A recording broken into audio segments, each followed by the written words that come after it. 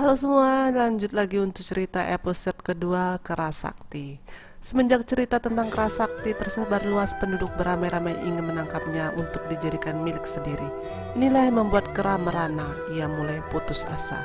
Si Kera masuk ke dalam kuil dan bertemu dengan patung Dwi Kuan Yin. Si Kera teringat kepada kakak inilah yang menyelamatkannya saat dia dilahirkan.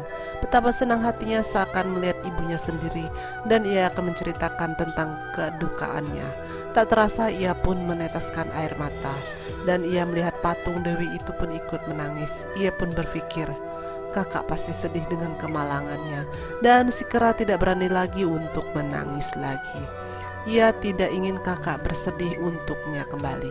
Pada pagi hari tak disangka orang-orang sedang berondong-rondong untuk masuk kuil tersebut, dan bertemulah orang-orang tersebut dengan si monyet. Tak disangka orang-orang tersebut malah ingin menangkapnya, dan terjadilah keributan di kuil tersebut. Saat berlari ke atas bukit, ia bertemu kembali dengan patung Dwi Kuan Yin. Si monyet berkata, "Hai kakak, tolonglah hamba, tolonglah aku." Dalam keputusasaan karena dikejar orang-orang ini menangkap, tiba-tiba terjadi suatu keajaiban. Jari Dwi Kuan Yin tiba-tiba bercahaya dan mengeluarkan keledai. Si monyet pun bergegas untuk menaikinya, tanpa disangka keledai itu pun terbang ke angkasa. Si monyet berkata dalam hati, rupanya di langit indah dan sejuk. Dan si Kera pun takjub dengan awan-awan tersebut, dan sesaat sampailah di depan kuil. Di depan kuil ia bingung dan dia terjatuh dari keledai. Keledai pun mengeluarkan cahaya dan mengobatinya dan menyuruhnya untuk masuk ke kuil. Sang keledai pun tiba-tiba berubah menjadi seekor naga emas dan terbang ke dalam kuil. Di dalam kuil sang naga bertemu dengan murid-murid di sana dan Mahaguru Bondi. Sang naga pun melingkar ke salah satu tiang dan menjadi patung kembali. Mahaguru Bondi bertanya kepada seorang naga, "Mas, apa kau membawa monyet itu ke sini?" Si monyet berkata, "Ajari aku sihir, ajari aku sihir." Mahaguru berkata, "Kera, jika kau ingin belajar sihir." Guru Bondi bertanya tentang asal-usul si Kera kembali. Guru Bondi pun berkata bahwa ia tidak bisa mengajarinya karena asal-usulnya sangat tidak jelas. Sang guru pernah berjanji bahwa dia tidak mau mengajari orang dengan asal-usul yang tidak jelas. Dia hanya mengajari anak-anak dewa yang suatu saat akan mengabdi kepada Kaisar Langit. Dan Mahaguru Bondi pun menyuruhnya pergi. Dengan susah payah sang monyet menemukan dewa. Sang Kera dianggap kera yang muncul dari batu dan diusir pula. Alam ini sangat luas, ia harus mencari kemana lagi. Di dalam kuil, murid-murid terheran-heran. Di dalam kamar banyak sekali terdapat makanan yang enak, dan kamar pun sudah tertata dengan rapi. Murid-murid heran siapa yang merapikan kamar ini. Ya, si monyet pun muncul. Murid-murid berkata, "Rupanya kamu yang merapikan kamar-kamar ini." Si kerbau berkata, "Kan guru sudah mengatakan tidak mau menerimamu, teman." Si monyet pun berkata, "Aku melayanimu tanpa upah. Guru mengajarimu sihir, lalu kalian mengajariku." Si monyet membuat kesepakatan dengan murid-murid guru Bondi, dan murid guru tersebut menerimanya. Murid-murid tersebut saling berebut untuk dilayani sang monyet, dan Sin pun berganti Panglima Tiang Feng yang kelak dilahirkan menjadi Cut Fat Kai jatuh cinta dengan Chang E. Pada pandangan yang pertama dia tidak enak makan, tidak bisa tidur, dan sangat menderita. Pastinya dia sering sekali untuk bergadang seperti kata Bang Roma. Akhirnya dia memberanikan diri untuk menceritakan isi hatinya kepada Cheng E. Sekalipun harus malu, Panglima Tiang Feng mengajak Cheng E pada tengah malam untuk bertemu. Ada yang ingin dia katakan ketika dia sedang berbicara dengan Cheng E. 7 dewi kayangan datang dan mengajak Cheng E pergi. Pada saat Dewa Matahari menemui Sang Mahadewi, Panglima Tiang Feng menyelinap ke dalam istananya. Setelah sampai di dalam, Tiang Feng melihat sebuah roda waktu yang sangat besar. Kemudian ia memutuskan untuk bertutur balik waktu agar bisa mendahului Wukang menyelamatkan Cheng E, sang gadis pujaannya tersebut. Tiang Feng pun pergi, lagi-lagi Wukang mendahulunya, dan Tiang Feng mengalami kesialan dengan kesialan yang sangat penuh. Tiang Feng pun penasaran dan mencoba untuk kembali. Tiang Feng menyusun siasat agar tidak kecolongan kembali. Bintang Mas Taipei dan Yola menganggap aneh perilaku Panglima Tiang Feng dan mengancam akan melamporkan kepada Mahadewi. Tiang Feng pun ketakutan dan memohon untuk tidak mengatakan. Cheng E pun datang dengan nak panah yang mengejarnya. Lagi-lagi Wukang menyematkan Cheng E dan Tiang Feng gagal lagi untuk kedua kalinya. Tiang Feng pun menyalahkan untuk bintang Mas Taipei. Tiang Feng mencoba lagi, tapi kali ini Tiang Feng mempunyai persiapan yang sempurna. Dia menggunakan balok kayu besar untuk memukul para pengacau rencana tersebut. Dan datanglah dia di waktu penyelapatan Cheng E. Wukong pun kembali dipukul, begitu juga bintang Mas Taipei dan Ye Lao. Akhirnya kali ini Tiang Feng berhasil menyelamatkan Cheng E. Sang Dewi pun datang dan melihat Tiang Feng memukul dewa tua dengan sebab yang tidak jelas.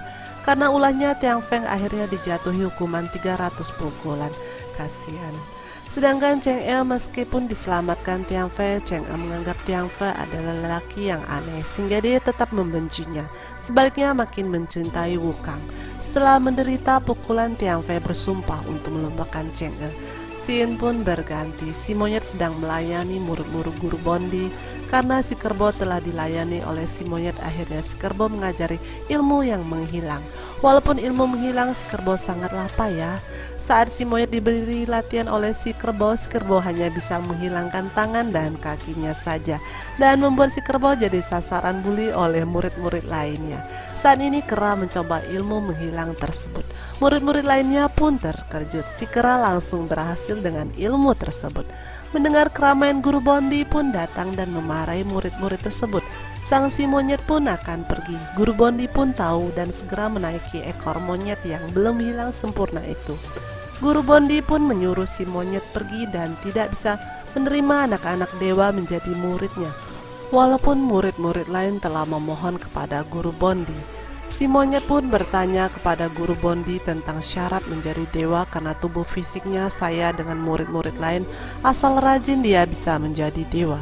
Guru Bondi menjelaskan dia pernah bersumpah untuk tidak mengangkat murid sembarangan. Si monyet bertanya kembali tentang asal-usulnya, berasal dari batu besar yang tercipta dari saripati langit dan bumi.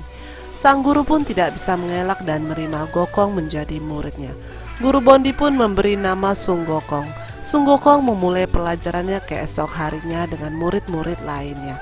Begitu cepat waktu berlalu, tak terasa sudah setengah tahun Sung Gokong kecil tinggal di sana. Saat-saat itulah saat yang paling bahagia sepanjang hidupnya. Dia bersahabat dengan kerbau dan putri kipas. Tapi ini tidak lama, kemudian Gokong tidak tahu takdir sedang menunggu dirinya. Saat sedang pengajaran, murid-murid lain diminta untuk mendalami ilmu untuk diri sendiri dan guru Bondi meminta untuk memperagakannya. Semua murid sangat antusias kecuali Gokong. Sang guru pun bertanya, kenapa Gokong hanya diam saja? Gokong pun menjawab dia tidak mendalami ilmu untuk diri sendiri. Sang guru pun marah dan jawaban itu sudah begitu banyak ilmu yang telah diajarkan dan tidak mungkin dia tidak menyukai salah satunya. Sang guru pun berkata, ilmu yang sebenarnya ingin engkau pelajari dan kuberikan kepadamu. Gokong pun menjawab, dia ingin sekali menguasai ilmu awet muda. Sang guru pun terdiam. Akhirnya sang guru pun mengajarkan ilmu awet muda tersebut. Tetapi perlu diketahui bahwa ilmu itu adalah ilmu alam semesta. Saat menguasai ilmu tersebut, langit dan bumi akan terguncang dan Gokong akan mengalami 3 cobaan dan penderitaan yang sangat panjang. 3 cobaan itu adalah setiap orang yang mempelajari ilmu tersebut, maka langit akan mengutus Dewa Halilintar untuk mencambuk 49 kali setiap harinya. Barang siapa yang hatinya kurang teguh, ia akan hancur menjadi debu. Meskipun lolos dari cambuk tersebut, langit akan mengutus Dewi Angina yang tiupannya sangat dahsyat dan terus menembus organ tubuh sampai tulang-tulang berlemparan semuanya dan akan mati tanpa tubuh. Kalaupun bisa mengatasi cobaan tersebut, langit akan mengutus Dewa Api dan akan membakar jantung serta organ tubuhmu sehingga sekujur tubuh luluh. Meskipun telah bertapa 1000 tahun tak ada gunanya. Gokong pun sangat ketakutan. Malam harinya Gokong menemui gurunya tersebut. Meskipun sulit, ia harus bicara dan menguasainya. Sang guru pun kemudian mewujudkan keinginannya. Guru pun membawa Gokong ke alam yang tidak terbatas, membiarkannya dia berlatih sendiri di sana, mengandalkan dirinya sendiri. Di sana Gokong berjumpa dengan beruang sangat besar raksasa, mengejarnya tanpa berhenti. Hari-hari pun terus berlalu. Mahaguru Bondi telah mencapai usia 130 tahun, tapi ia terus memikirkan Gokong. Setiap malam dia melihat keadaan Gokong melalui cermin cahaya. Gokong kecil pun tak tumbuh menjadi besar.